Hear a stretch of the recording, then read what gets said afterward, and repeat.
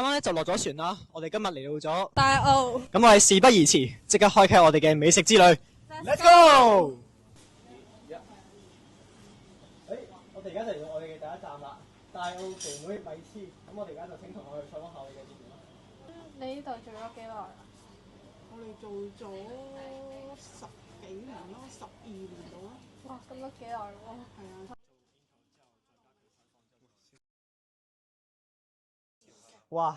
呢聞我真係好香啊！呢啲咧就係我哋頭先嗌咗嘅嘢食啦。咁分別就有芒果啦、牛油果啦同埋香蕉啦。咁事不宜遲，我哋即刻開始我哋嘅試食啦。咁我哋第一個試嘅就係芒果啦。咁我而家試下先。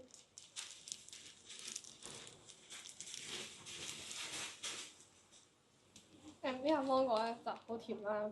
接下來咧，我哋要試嘅就係牛油果啦。到底牛油果嘅風味同埋糯米糍可唔可以融合埋一齊咧？大家嚟試下啦咁就。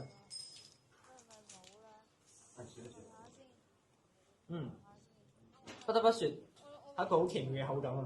牛油果嘅風味同埋糯米糍嘅軟糯融合埋一齊，構成咗一個好獨特嘅、好奇妙嘅風味。咁其實係幾好食嘅喎。